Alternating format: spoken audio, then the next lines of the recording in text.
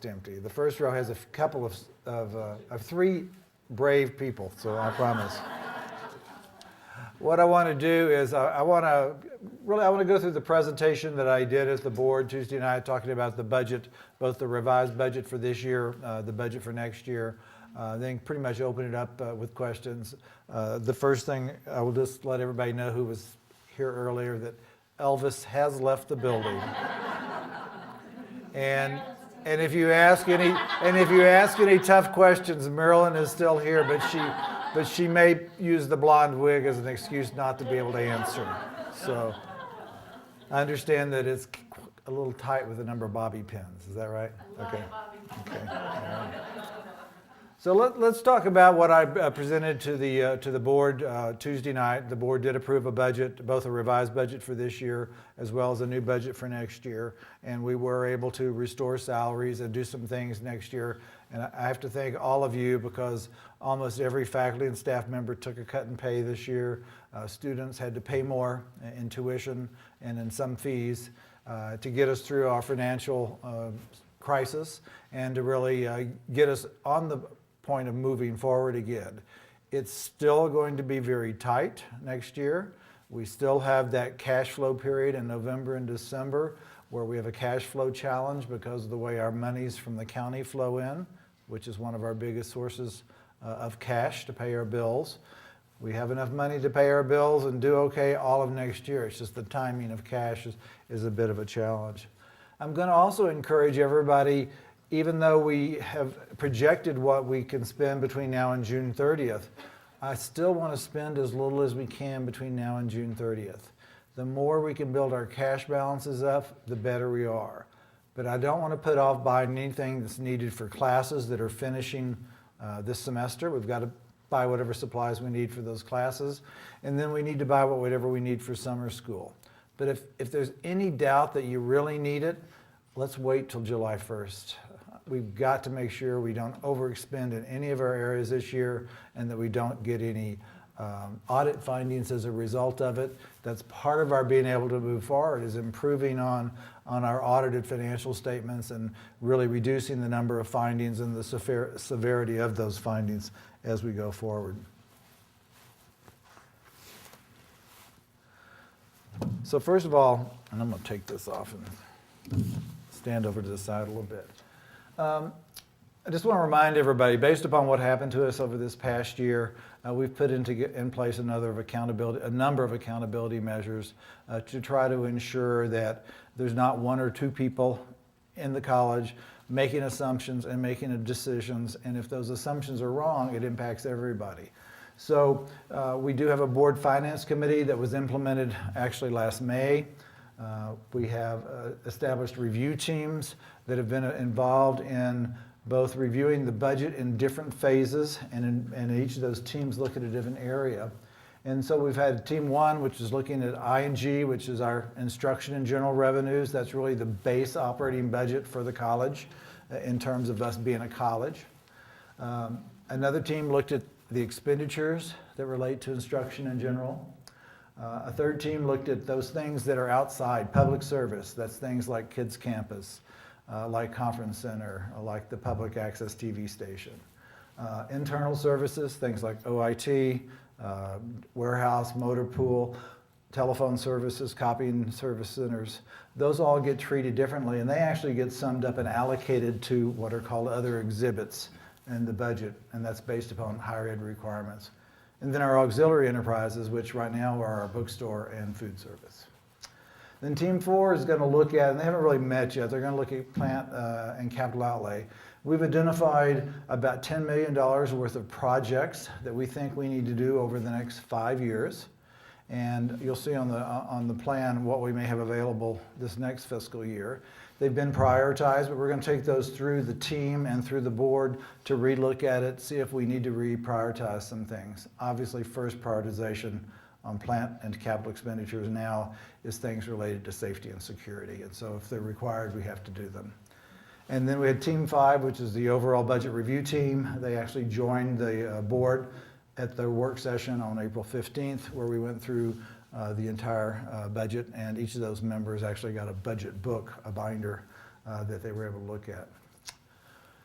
And one of the other things that we have really started implementing this year, and I've got to thank Nick's back there, Amy may not be here, we're making greater use of our banner system.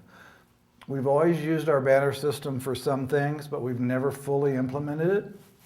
We've never really taken advantage of all the features that are in there. And to be honest with you, in budgeting in the past, we did everything in spreadsheets. And then after we approved the final version, which could change multiple times, then we manually had to type every number for every department into the system in some way. Or we did a journal entry, which is even more involved. We're now using the system. The budget is already in there even before the board approved, ready to go. And we can extract data and sort it in Excel and look at it, and we can re-input it back in using Excel, but we don't have to do it one number at a time. It's just been crazy what we've been doing. So that's kind of where we are in terms of doing things better, and I hope with more people keeping an eye on it, more accountability, and we've had some great questions that I've had to go back and think about how do we answer those questions. So it's kind of like teaching a course. You teach the same course every semester, but somebody asks us a different question. It makes you think about it differently to answer it. So the first thing I'm going to talk about is bar number 1 for FY15. So remember, your fiscal year 15 means the year ending June 30th, 2015. Next year is FY16. So that's the state terms in doing it. In bar number 1, this is our first budget adjustment request that we're submitting to the Higher Education Department, and then it also has to be approved by the Department of Finance and Administration. So it's a process to do that. The key assumptions in this one and only budget adjustment we're submitting, because this is it for the year, okay? Sometimes we submit 2, we could submit more, but usually it's 2. We only did 1 this year. And that is the financial stability plan is working. The savings that we had projected that came out of the budget are definitely working because they came out of the budget, but also the cost savings from the salary reductions and from really managing things otherwise are working, and that's one of the reasons we're able to restore salaries and do some other things next year, which I'll go into. But just to let you know, compared to the approved budget, which was the financial stability plan, we didn't have to submit a revised budget for the financial stability plan. The state had not accepted our original budget yet, so they just took that as our approved budget for this year. So that budget, we've adjusted it to increase revenues by over $500,000. That's primarily coming from our local appropriation, the mill levy that we're collecting on property taxes for both residential and commercial is up. It's above what we had projected. We always kind of want that to happen because we always try to conservatively project what we're going to get. But with the economy improving, the late payments, the delinquency rate has all come down. There's been a lot of new construction, and we're going to talk about a little bit about next year. So property taxes are up. Tuition and revenue fees, though, we reduced our estimate for this year. And that's partially because we're down this semester in credit courses. We're down about 8% in student credit hours for this semester. That was partially offset by the increase in tuition that we had this semester. And for the year, our continuing ed revenues have not been as high as we had projected. But the nice thing about continuing ed is if they don't have the revenues, they also don't have the expenses because it's totally a variable cost model over there. Now, the good side about continuing ed, however, is this spring, they're starting to go up again. So as the economy improves, the people have more disposable income. So we think continuing ed will continue to go up, even though student credit hours on the other side of the house may come down. And if you have questions about that projection, Yash is here.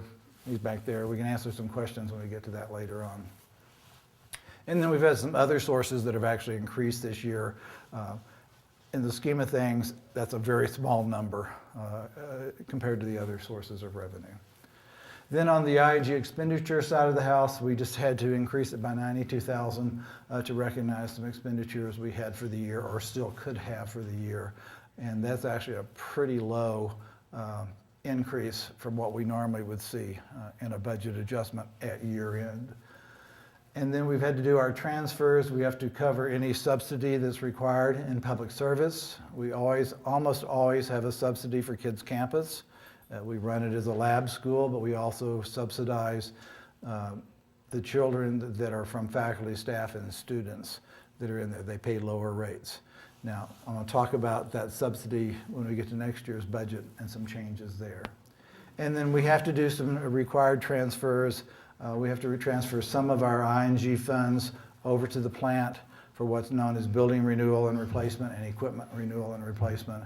It's required amounts that have to be transferred. We don't actually have to spend them. So if we need those monies to cover ING, we could actually bring them back over next year to cover our ING expenditures. So that's my only slide there. Anybody got questions on this year's budget before we go to next year's budget, which is probably where most of the interest is? Okay, let's go to next year. So this is FY16, so this is the year that starts July 1st and runs through June 30th of 2016. These are the assumptions that we have built into the budget. We're going to estimate that tuition and fees is going to increase by $199,000 over the final number for this year. Remember, the final number for this year was lowered from the original estimate, and so next year's number is actually lower than we'd originally thought for this year, but it's almost $200,000 higher than this year. And the makeup of that is, number one, we're not increasing tuition and fees for the students again. So the required fees and the tuition are staying the same. They were mostly increased in January. There may be some course-specific fees that have changed this year. But we're also projecting that student credit hours are going to be down about 10%. We're anticipating that summer is going to be down about 4%, and in fall and spring, I think one's 10% and one's 8%, but the overall average for the year is about 10%. That has a direct impact on the number of tuition dollars we bring in. And we've done an analysis. We've looked at what our trends have been, the correlation between our enrollment rates and the unemployment rate for Santa Fe. And for those of you who are statisticians, it's about a 99% correlation. And we haven't exactly run that number, but you can just watch the graph. It's exactly same movements up and down. So we really think that we can limit our reduction to 10%. Peer institutions around the state are seeing anywhere from 5% to 20% declines. And it's the universities that are mostly seeing the really big declines in enrollments. But it's happening nationally. It's a normal thing to happen to higher ed, especially a normal thing to happen to community colleges, because when the economy hits rough times, we get a lot of students in, and when it starts coming back, we see a decline in enrollment. So we're going to come up with some ideas to offset this a little bit, and we'll talk about that. We are projecting that continuing education and contract training will continue to improve next year over this year. Part of that is because of the change in the economy.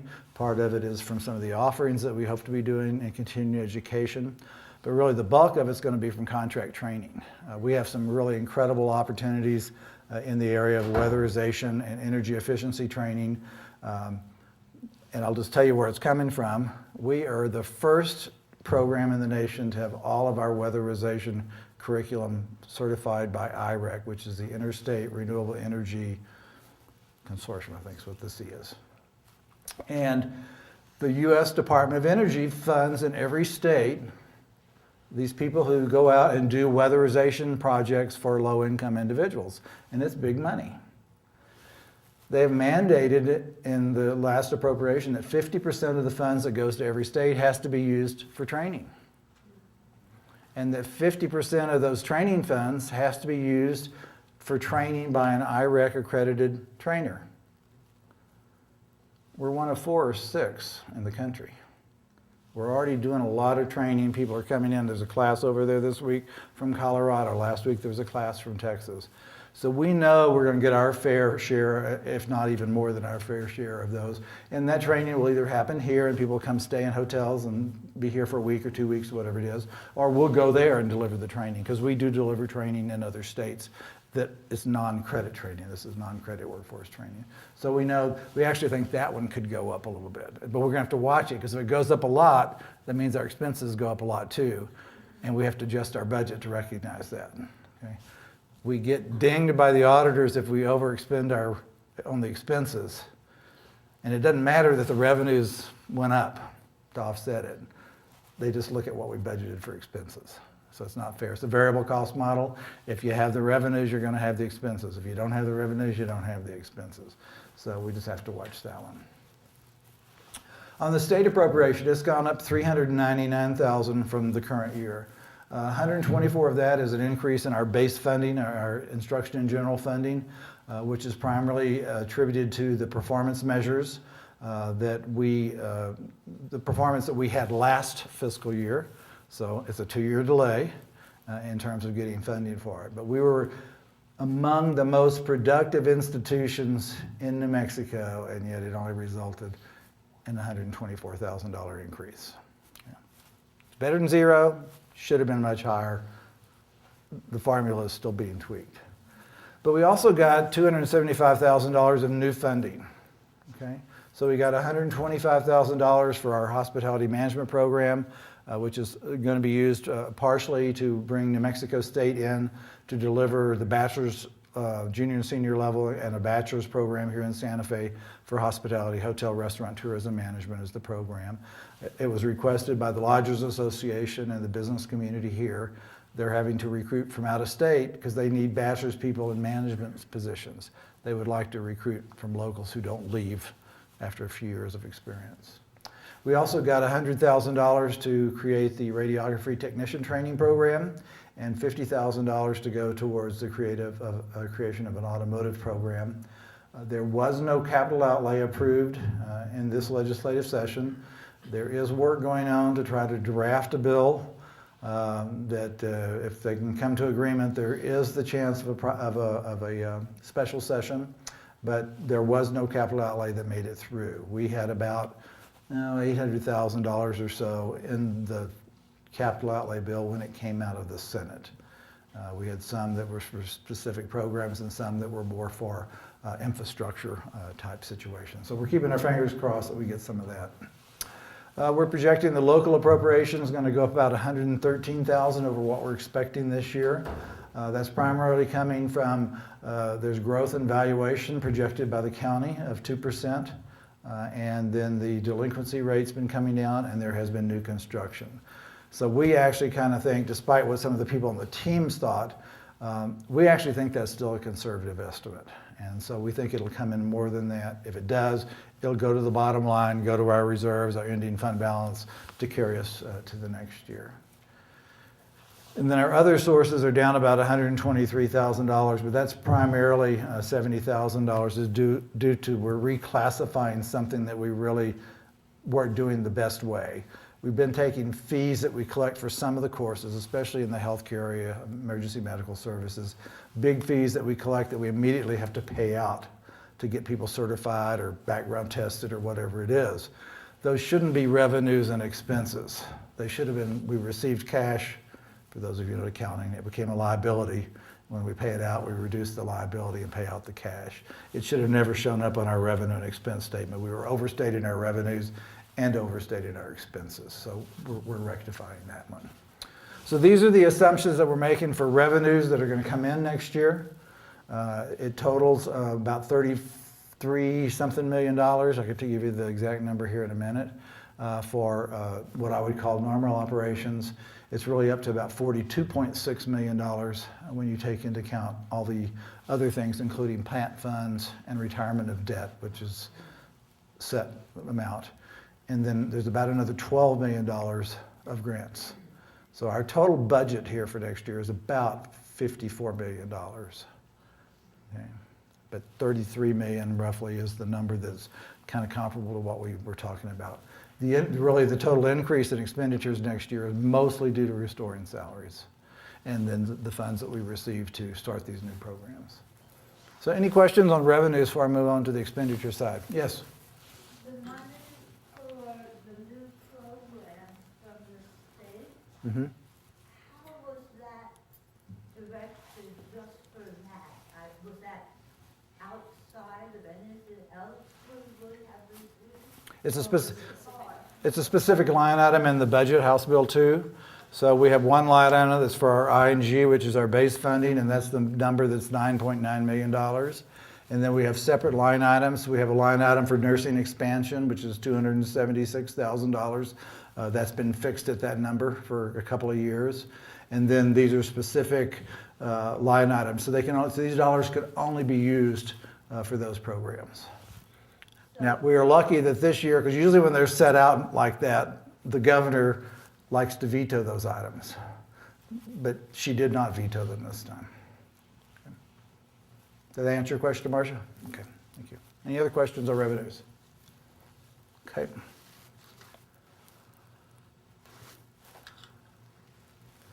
So we're going to restore salaries. The total cost to restore all the salaries that were cut is $900,000. And that's salaries and the related benefits. And it's kind of split between faculty and staff. Obviously, it's more on the staff side because there are more staff than there are faculty, full-time faculty anyway. So that's the total cost. So that means everybody who was here last August 23rd, on July 1st, your salary will be restored to what it was before August 23rd. Okay? Anybody that's been hired since August 23rd, and if they made $30,000 or more, because remember that was the threshold at which we started the pay cuts, they were offered their job at what their salary would have been without the financial stability plan, but it was reduced by the 2%, 4%, 6%, 8% amount. And so they were subject to the same cuts that the people who were here were. So their salaries will be restored to what it would have been without the financial stability plan because they came on board since that date. So I'm really pleased we were able to do this. There were days that I thought we might not be able to fully do it, and we had to think about, well, how would we have done it? If we couldn't do it all the way, would we do it equally? Would we do it at the bottom and work our way to the top? Luckily, we were able to do it for everybody. So effective July 1st, or whenever your contract starts after July 1st, it will go back to what the salary either was or should have been without the financial stability plan. A couple other things that we had to build into the budget. We have still been with the Title V grant. We've had people who were 100% paid for by the grant in year one. It's been coming down, and this past year, most of the people that are in the grant have been paid for 75% by the college and 25% by the grant. The grant goes through September. So those people are still going to be partially grant funded through September, but after September we have to institutionalize those positions. So I forget how many positions that exactly is, but the grand total to the budget next year, including salary and benefits, is about $123,000. I also asked the board to approve an increase in the student worker budget of $50,000. Remember, we've had to cut that budget a few years ago, and then with the increase in the minimum wage, it kind of ate into the number of hours. So we're going to increase that. I've put all of that extra money in Exhibit 10, which is for instruction, because the primary purpose that we want to do is increase the availability of students to work in labs and other facilities that we need to keep over so more students can go in there and use them in the afternoon or evening, or in some cases to do projects related to their field of study, kind of like an internship type project. So all that money has gone into Exhibit 10, which is just instructional programs. And that includes non-credit as well as credit instructional programs. The adjunct faculty budget has not changed. The salary schedule has not changed. But if the enrollments are going down 10%, then adjunct faculty budget has to go down 10%, because full-time faculty have to carry their full load first. So any adjustment would be in the adjunct side of the house. If credit hours go up and we need to add courses, then we'll have to restore this, but we'll get the revenues to do so. So we are trying to do a better job at scheduling, so we cancel fewer courses. I'd rather add courses when we get full than have all these courses and having to cancel a large number of them because they aren't making. So I know Margaret and the deans and chairs are all working hard on that. On the other side, however, we have set aside, and this is a starting number because we don't know how much we really need to do this, but we have set aside $20,000 so that we can pay adjunct faculty members to do things that are not part of their contract to teach a course. So if they're going to serve on faculty senate, right now we've been paying a small stipend that it bounced about $3 an hour of work. We're going to fix that. But we want people to come and participate in other steering committees, steering groups, working groups, even come and attend some of the professional development activities. Adjunct faculty need to come to their adjunct faculty training. It happens at the beginning of every year, and we don't pay them for that. But if we have other trainings during the year, we would like to be able to pay them. They're taking their time to come and participate and help improve themselves and help improve the college, so we want to be able to pay them. So we still have some processes to work, but we've at least started with setting aside $20,000 for that. Staff Senate made a request for a budget. They only requested, I think, $600, but we gave them $1,000 so they can have an extra party. Didn't realize they hadn't had a budget in a while. The other thing, this does impact all the employees in here. We increased the mileage reimbursement rate from 32 cents per mile to 45 cents per mile. So if you use your personal vehicle for college business, the reimbursement rate will go up 13 cents effective July 1st. Okay? Now, we didn't increase the travel budget. It's just going to come out of it. But the amount you get paid will go up. And we're supposed to match what the state does, and that's what the state has done.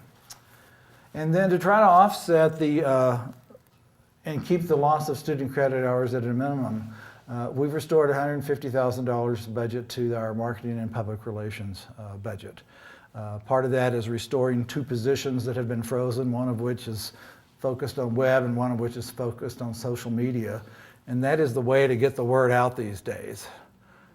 You need somebody who knows how to do it. We can save a lot of money on advertising if we do things on social media, but it requires somebody to do it. So we're going to try to get that back up. And then we've set aside some money for increased marketing pieces, whether it's advertisements, whether it's promotional materials. And so we have groups that are looking at that. We're trying to advertise those programs where there are potential jobs out in the community that pay decent wages, that we have training programs or educational programs to address, and which we have seats in.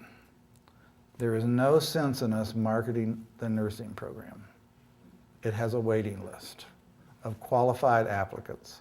So we don't want to put any more on the waiting list. But those other areas where we have seats available, that's part of what we want to promote. And we'll need some input, and we'll be working with various groups around the campus on that. Here's some other assumptions that impact this year. Once again, we already talked about salaries being restored. On the full-time faculty salary schedules, last year or this year, there were 3 schedules. There was a 9-month, a 10.5 month, and a 12-month. We've eliminated the 10.5 month.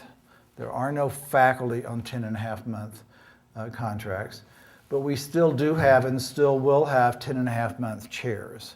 Those 10.5 month chairs, because they're in faculty, will be on 9-month faculty contracts, and then they'll be getting supplemental pay for their additional 6 weeks or 240 hours of work based upon their rate of their 9-month contract. But we anticipate chairs to rotate periodically. And so if we kept giving 10.5 month contracts, then we can't really take away a 10.5 month contract and put you back on a 9-month. And so that's sort of a legal situation. The numbers, the steps, everything stays the same in the faculty schedules next year as this year. And the only other thing that we had to do, it was an either-or situation. It was either restore salaries or allow faculty to move up their 1 step if they weren't at step 10. We have frozen everybody at their current step.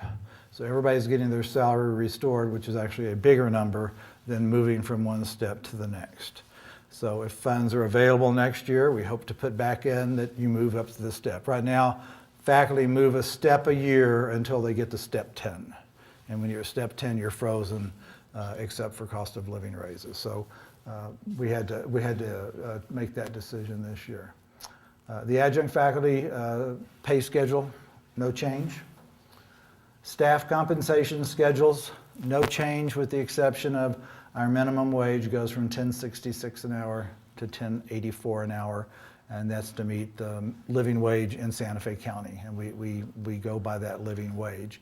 So that really only affects student workers and some workers on the miscellaneous wage and salary schedule, not anybody pretty much that's on the regular wage and salary schedule.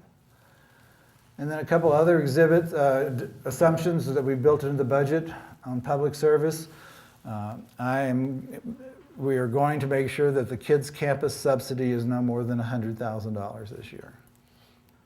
And we're going to have to manage to it like it's a business, and we're working on that already. It's been as high as $600,000 many years ago, and this year it's going to be around $200,000. We have got to change how we operate over there, and we're looking at a lot of things there. We just cannot afford to subsidize it anymore. And I think we can justify the $100,000 a year because two reasons. Number one, it's a lab school, so that's like paying for a lab, a science lab, or any other lab. We have costs that don't necessarily have revenues that match them. But we also are subsidizing our students and our faculty and staff who have kids over there. We give them a percentage break off of what the full paying public would pay. And about half of the students that are over there right now, of the children that are over there right now, come from families of either students, faculty, or staff. Okay? So we think that that's a benefit that we want to keep doing. We're just going to have to limit how much we put into that. Let me go back to that. Any questions on, this is the basics of the budget for next year. There's obviously lots of details behind it, but that's the revenue assumptions and the expense assumptions. Built into the budget is these two new programs that we're starting, as well as an expansion of the hospitality management program. We've gone through and we've looked at actual expenditures this year. And in some cases, we've adjusted some budgets for next year in terms of supplies and expense. In almost all of your departmental budgets, with few exceptions next year, we have everything in supplies and expense as a pooled number. For some of you might have had line items that were budgeted, instructional supplies or travel or dues and memberships or something like that. We've gotten rid of all those and we've just rolled it up into the pooled number. Now I want to give you a heads up. We're going to be doing a lot of training in June and probably even in July because we're going to be updating our chart of accounts for the banner system. We're going to have fewer expense accounts, but we're also going to have definitions for what should be charged where. We've had some revisions in the way the organizational structure works, and for most of you, it's not going to be much of a change. In some cases, we've actually increased the number of departments or organizations that we have in the instructional area. And primarily we did that so we could have clean expenses for program review purposes. If you have 5 programs under one budget, how do you know how much you spent on each one of those programs? So for the most part now, there is a budget for each of those, what do we call those, department codes in the schedule, like ENGL for English and ACCT for accounting and ALTF for biofuels. There's pretty much a budget for every one of those. Okay? So that's really important. And then we restored some positions that had been frozen for a while that we felt we really needed to do that. We did not budget any what I would call vacancy savings, but there's about, as of today, and some of this has changed because we've hired some new people who are starting, so we had some vacant positions that we had to fill. There's about $1.5 million of vacant positions in next year's budget. The easiest way to save money is not to fill positions when they're empty. But there are some positions that we have to fill. Some of that $1.5 million are in grants, and so we have to hire those people, and they're hired as temporary hires, term temporary hires. So we know, though, that when positions come open, that they're vacant for a while, so we'll get some vacancy savings. But for the next several years, because finances aren't going to get better. This isn't just us now, it's all the other institutions in the state and across the country. We've got to really analyze, every time a position opens, do we need to replace that position? Can we do it differently? And if we don't need to replace that position, do we have another position that we really need that we move those monies over to cover? Because really what we need to do, and I know it was not a positive statement in higher ed, especially for a long time, but everybody's talking about it now. We need to think about the term of right sizing. If our future is to have declining enrollments, our staffing levels and our budget have to match those. And I don't want to have to go through what we had to go through last year with salary cuts or with a reduction in force. And so the easiest way to handle that is through attrition. When people leave, if you can leave the job empty for a while, leave it empty for a while. If it doesn't need to be replaced, don't replace it. If there's another position that's really needed, don't fill that position until you have somebody leave and you can move the money over. We're just going to have to be really careful how we manage our budgets and our assets over time. And that's not going to go away for a while. This budget gets us back to where we need to be so we can restore salaries and can do some of the things we want. But we do not have big enough reserves at the end of June to fully carry us through December during that valley of death while we're waiting for the next property tax appropriation to come to us. We know it's coming, but we can't borrow money. So that's a challenge for us. We learned how this year to manage it.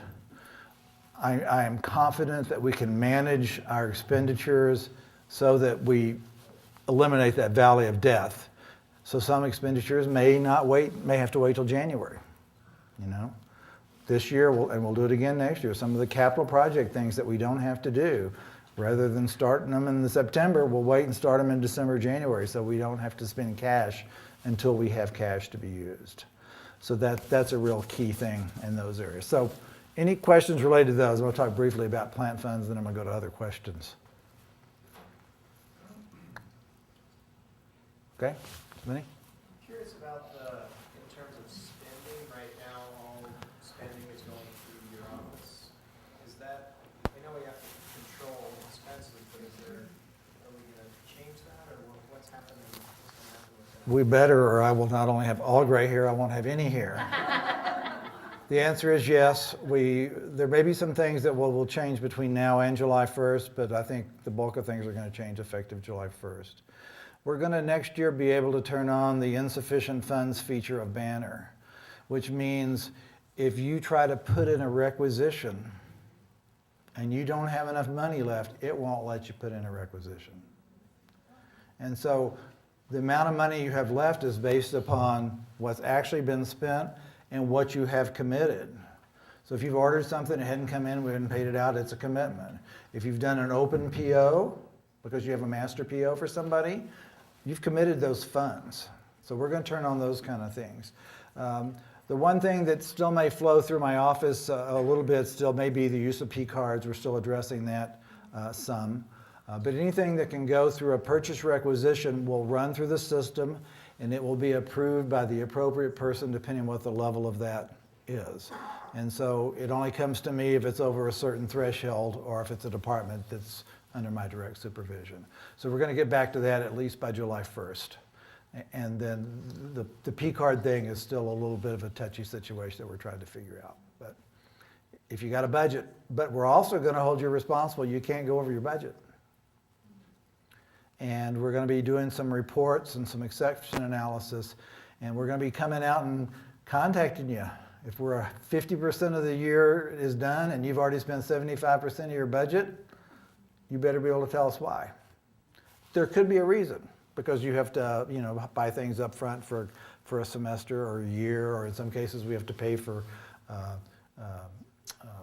software licenses or maintenance agreements. There are things, not everything we do happens 1/12 every month. A lot of things are front loaded by semesters.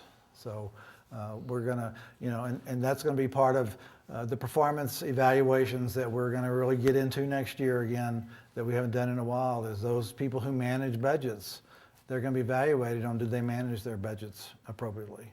And people are going to have to be held accountable if they don't, because it really impacts all of us if you don't handle it right. So good question, thanks. But I would love to quit approving everything. Yeah. I can't remember if it was last July or the one before, but there was a program, because in arts and design, oftentimes, they had some kind of grant money from OIT area for large equipment. And So built into the budget are budgets for dollars that run through the TAC committee, which is where most of that was before, and there's others in the various exhibits. So we did not decrease any of those budgets from last year. So the same dollars are available. Now, whether we've done all the requests, I know the TAC requests are out and they're either were due or due soon. I don't know if anybody's here that can tell me when that is, but those kind of requests are out. Okay, good. Well, who would be the contact person? Because I guess they sent out an email Brett. to all the program heads. But the person that used to do that isn't here anymore. The contact person would be OIT, and I don't see anybody here. Probably, I'd go to Jeremy Lovato since he's now the interim CIO, and actually he's the project management guy, so he probably would know that He would answer. just send out the email to all the. Yep, yep. I think it was posted on Jack too, so if you want to go look on Jack, I think it is there. Good. Other questions on this? Yep. Jessica, I don't know how this works. I have a PCard, but I'm not a department head, so Mhm. I don't have access to the budget. How does that work with accountability? I guess if I send the approval and it's approved, then it's not, Correct. it's out of my. Right, right. So right now, anybody that uses the P card has to get prior approval to use that P card. There's a couple exceptions that we have because there's emergencies over the weekend and so forth. But as of right now, you should never use your P card without getting prior approval, at least for the estimated expense. We know that we don't always know exactly what the dollar amount's going to be. Yeah, but that's the only accountability there is, did you get prior approval? And did you turn in your P card report with all the required paperwork? And really That's, the techs- that's the other piece, yeah. Really, the techs need access to be able to look at, read on the budget. And I've worked on that a little bit, but I haven't really gotten there yet. But Yeah, we're going to give more access to use in the budget, and it's just a read-only access to see what's going on. We're also going to be posting things online. When we get all of our chart of accounts fixed, we're going to be doing some, what I would call dashboards, which is going to allow everybody on campus and even the general public to see where's our revenues come from one and where have our expenses gone to. Now, we're not going to let them drill down, even though all our salaries are public knowledge and can be given. We're not going to have people drill down and see this is what you were paid this month. But we will be able to see what went for payroll, what went for supplies, what went for travel, what went for equipment, and so forth. So we're hoping to get that up sometime in the fall once we get the chart of accounts and everything running a little more smoothly. Just real quickly, I just want to talk to you about on the plant fund sides of the house. We think the most we really have available to us to spend next year is about $3.4 million. That's made up of $2 million that was approved last November in the statewide general election. So we have $2 million of GO bond, general obligation bond funds available to us. We had to transfer that $338,000 for the required renewal and replacement funds into plant funds. We have about $555,000 left out of that $55 million worth of bonds that we spent over the last 8 years or so building Health and Science Center, Trades and Technology Center, Higher Education Center, doing the solar array and so forth. So we're down to about $555,000 left. And then we're hoping that we might get $500,000 from the legislature if they do have a special session and appropriate for capital outlay. Okay? If we don't get it, then obviously we have less money to spend. We've identified on our needs on the project list that still has to be looked at, and we'll be doing some prioritization work, but I'm comfortable they're all projects that need to be done eventually. We have almost just under $10 million of projects, and that's not any major new buildings. $10 million of projects that we think need to be completed over the next 5 to 10 years. Of those, we have about $3.6 million that we think really ought to happen in next fiscal year. Well, obviously, if we only have $3.4 million, we can't do $3.6 million next year. So we'll have to make some decisions and do some prioritization and some of those things. If we do all that, we still have a little bit of reserves in the plant fund that we don't want to touch. And we really want to build it if we can, because that's where we do park our cash that's available to transfer back for I&G purposes, which is why we're really here. So anyway. So, wrapped up in 40 minutes is a summary of a budget that has taken a lot of work by a lot of people with a lot of detail to put together. The board has approved it. We're in the final stages of filling out all the forms that have to be turned into the higher education department, and it has to be in by May 1st. And then we have to wait for their final approvals back. But that's the real summary there. Questions, comments?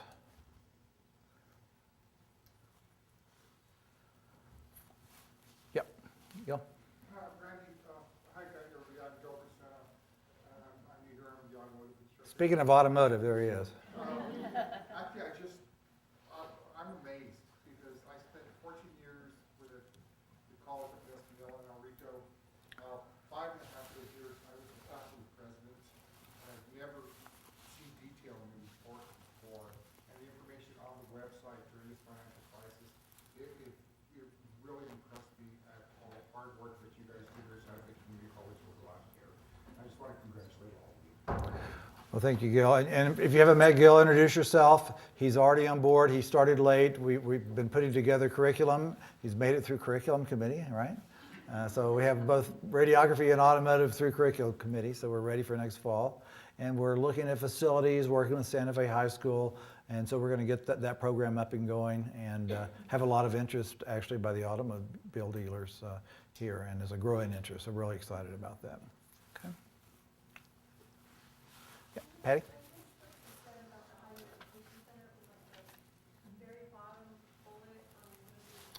Yeah, so what are they, and I don't think I did mention that. So actually, we've moved the Higher Education Center. We used to consider it a department within the college's ING budget. And based upon guidelines from the Higher Education Department, the Higher Education Center really should be considered as a public service. So we've moved both the revenues and the expenses go there. Now, some expenses don't go there because they have to stay in plant operations and maintenance, also because of Higher Education Department guidelines, but we've created separate accounts for them. So we're going to be able to report on what it's costing us to operate the Higher Education Center, not only the salaries of the staff that are over there and the marketing expenses, which is really reimbursed by our partners for the most part, and then our utility bills. Best news is we got our first utility bill for the Higher Education Center. I want to remind you, it's got solar panels on the roof in the parking lot. It's an all-electric building, and we have geothermal pumps. Last month's utility bill from P&M was $7.44. Yeah. And we're starting to reap the benefits on this campus of the solar array here. And you got to remember, we're not at peak season for sun. So but we're excited. Okay. Did that answer your question? Okay. A couple other questions, and unfortunately I do have to leave at 4 today.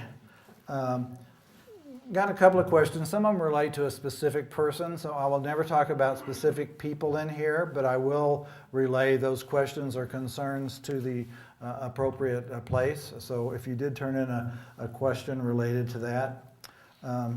I want to address a couple of things that came in through the financial, what do we call that? Financial stability, remember plan or something? Questions.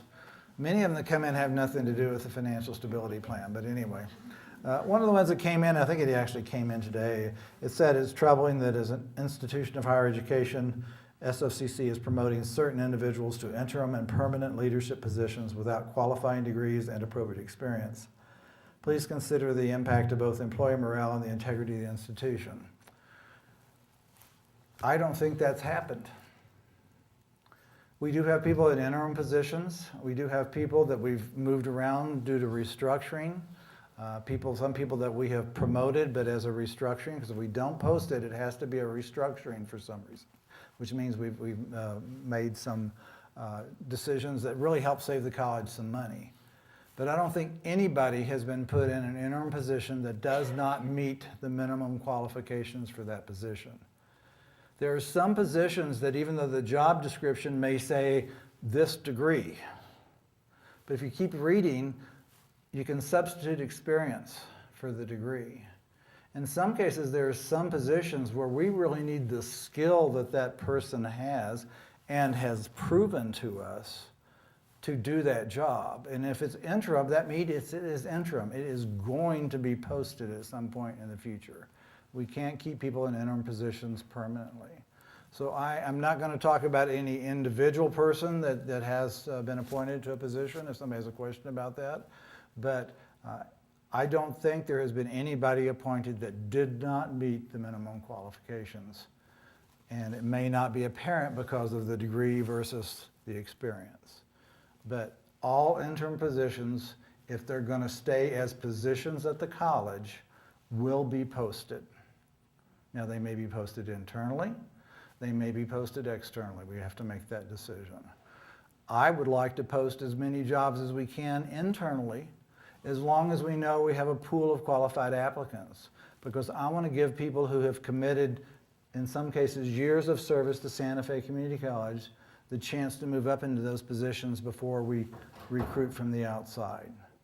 Now, there are some positions for which we don't have enough qualified applicants internally, or we make the decision that we really need somebody who has totally different experience from Santa Fe Community College. And we make those decisions on a case-by-case, position-by-position basis.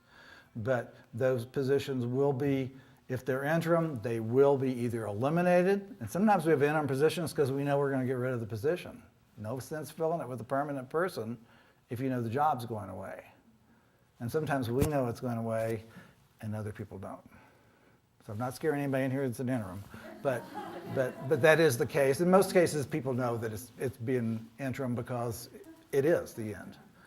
Okay, so that's a little bit of one of the questions that came up. Rather than answer any of these, I want to see if there's other questions in the room that anybody would like to ask. Yes. I have a question. I don't know if it's particularly related to the budget, but as we go into. This is wide open for anything. Okay. Okay. Well, no, it is kind of because it affects the enrollment and the classes that I can speak only for our department. Mm-hmm. That whatever the system is that notifies students, especially for the fall semester, we end up with a frenzy of phone calls after students get dropped for non-payment. And some of those classes end up not making because students weren't notified before I guess they can register without paying. So everybody is notified, and we do it in multiple ways. But our ability to contact the student is only as good as the information they have given us on how to contact them. I got a letter of complaint. I'm not going to tell you specifics. I got a letter of complaint from a student this semester who didn't get notified. But we went in the system, and the number that they had put on the system and the number that were in the letter that they wrote 3 weeks later were not the same phone number. Even addresses. And at addresses. So it's only as good as we can do. Now, we have implemented and started piloting it this semester that we are actually sending out emails to students reminding them of they have a class that's starting and this is the location of it. So sometimes they don't have that. So we're trying to improve that. We're trying to use text, and actually if we ask for phone numbers and so forth, cell phone numbers and everything now, we have changed our way of operation. Instead of opting in to receive text messages and emergency alert messages, is now an opt-out. That, however, only applies to new students. Anybody who's already in the system and re-registers, we ask every semester, review this data and update it, but if they don't, it's really hard. The other challenge we have is, the only email we have address is their SFCC email address. We are going to ask for their personal email address starting now, I think. We just started piloting it, but we've added a field. If they do that, so we can email their personal email address if they'll give it to us. But the challenge is, if they're a first semester student, they've probably never set up and activated their email account, even though it exists. And the SFCC email is, by policy and procedures and our contractual agreements with students, is the way we officially communicate. Okay? But if it's their first semester, they haven't set it up. So if you got ideas how we could fix some of that, it'd be great. We call everybody. We call multiple times. We leave messages. But a lot of times the number is not the right number. And the letter and postcard that go out letting people know you are gonna get dropped for non-payment, we get a stack of push back and return that. Right. I'm glad you said that about because I think the biggest thing is that people don't forward the SFCC email to their personal address. Right. And when they're not in school, they just don't check the Right. SFCC Right. email. And so I'm really glad that they don't check it now. Right. The students in my classes this Don't check it. semester don't check it. And I know many faculty members actually get a list at the beginning of the semester, and they'll create up a distribution list for different email addresses. But Carmen? We have a handout for the first year student success course that shows them how to forward their email. So if anybody wants that. I shouldn't have called her Carmen. I should have called her Audrey. Audrey. Audrey. Anyway, it's gonna be Gil. I'm gonna answer the question. Randy, I still get emails from Chrysler. Uh-huh. I was with Chrysler, I was service manager, and I have a number of former employees that register for a class. And every time they register for a class or show interest in a class, I get an email. Right. Telling me that, it's gonna cost me so much money to send to this class. That doesn't matter. If the class meets enrollment numbers, minimum enrollment numbers, don't email the instructor. If it's below the level, email the instructors also. That way we can work on promoting the program, recruiting more students to the program, making sure those Yeah. other classes are they're gonna make, rather than come in a week before classes start and go, hey, wait a minute, my classes aren't made, and I'm gonna scramble. That's a great idea, but I got to put a little burden back on faculty members, and that's because we don't always know who the faculty member is going to be for the class. So we really have to depend upon chairs and deans and lead faculty member to watch those. But anybody, and Gil, you're new, anybody can go on Jack, and actually on the web page, not Jack, the SFCC web page, and you can click on summer semester, and you can get a drawdown window, and you'll see every class. You can see the class and how many students have registered and how many seats are available. And so everybody can keep an eye on it. I used to do that all the time as a dean, and I'd watch in June, for example, and I would work with marketing and say, we need to get some ads out for this new program because nobody knows about it.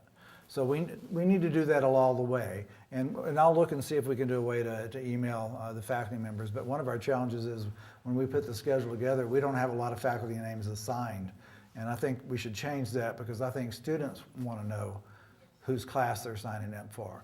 And so that's something we've been trying to improve, but we still have a ways to go on improving that one. Let me go to one other. Evelyn? So, when I do a roster or when I put a student in the contract training, I generally have their email that works, Right.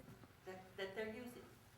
And then I produce a roster, and the roster has Joe Lucero at email.sfcc.edu. That's not helping us at all.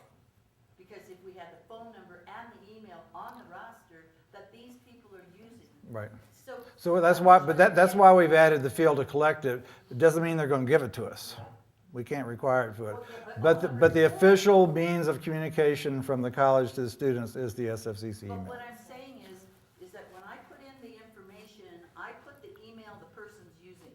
When I produce the roster, it gives me SFCC email. You have an advantage over this. You know and you put in all your students.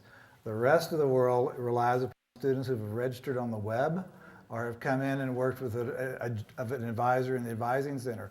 You know every one of your students, and that helps. Everybody wishes they had the information you did. And the policy, because the policy currently states that the official vehicle for information is that sfcc.edu. That is the default.